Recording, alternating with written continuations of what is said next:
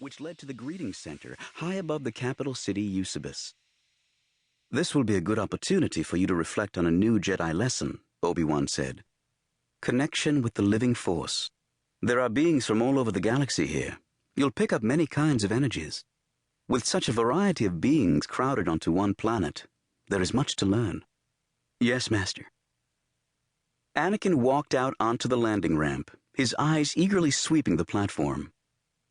"Are you picking up anything about the mission ahead?" Obi-Wan asked him curiously. His master often asked the question as soon as they stepped foot on a planet. Sometimes he even asked it before they landed, if he sensed that Anakin was swept by intuitions about the mission to come. Anakin reached out to the Force. Sometimes it felt so easy. The Force was there, right within his grasp, and he could fold it around himself as easily as slipping into his travel cloak. "I don't feel darkness here," he said. "I feel tremendous energy. It's not all good, but it isn't dark. It's just life," Obi-Wan finished. "Emotion, expectation, hope, worry, excitement." They squeezed aboard a crowded turbo lift that brought them down from the greeting center to the surface of the planet. They spilled out onto the main boulevard of Eusebus. "Look around," Obi-Wan directed. "Tell me if you see anything out of the ordinary." The ordinary? There didn't seem to be anything ordinary in Euceron City. It was a city built entirely of plastoid materials, since there was no native stone. The buildings were brightly colored and no higher than 20 stories. Eucerons were a humanoid species with large domed heads and delicate limbs. They dressed in neutral colors, as if to offset their colorful structures. "There are security officers everywhere," Anakin said. "They're not in uniform, but they are patrolling." "Yes. Nicely observed, Padawan," Obi-Wan said. "Euceron has the largest security force in the galaxy for its size. The ruling power needs the security officers to keep the population under control. It is government by repression and intimidation. The ruling power is made up of 10 rulers who make all laws and decisions. The city looks peaceful and prosperous, but the ruling power has been working for years to make it look that way." "So why should the Jedi help them?" Anakin wondered.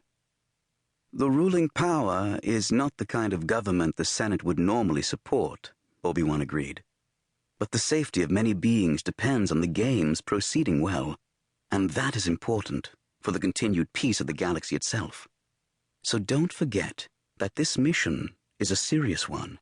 There are always beings in the galaxy who use these large gatherings for their own ends. Sabotage is always a possibility, so the Jedi are needed." "Are we supposed to meet with the other Jedi teams?" Anakin asked. He hoped to see True Veld, a fellow Padawan, and one of his few friends at the temple. "Yes, we'll need to coordinate our patrols," Obi-Wan said. Obi-Wan did not break his stride, but suddenly his concentration shifted. Anakin could see the change. "Something is wrong," he murmured. Anakin threw his own attention out like a net. He was aware of a change in the sound of the crowd. "A disturbance," he said. Ahead was a large square. Food stalls were packed in tightly and cafes ringed the edges. Anakin saw a knot of beings across the square. They were packed so tightly it was difficult to see what they were looking at. He heard a roar of anger. "Hurry!" Obi-Wan tried to make it through the crowd, but the beings were crowded so densely now that it was impossible. "Get out of my way or I'll kill you!" Someone shouted the words in Basic. Now Anakin could see a Flog, a giant being with a vibrosword standing over a small Orderlan, a blue-furred creature armed with only a cup of juice. "Go ahead, you tub of bantha fat," the Orderlan sneered. "This isn't good," Obi-Wan muttered. Suddenly the Flog took his vibrosword and slashed through a small stone table. The group who had been sitting at it fell backward. One of them sprang up and withdrew a blaster. The giant Flog grabbed both huge slabs of stone and lifted them over his head.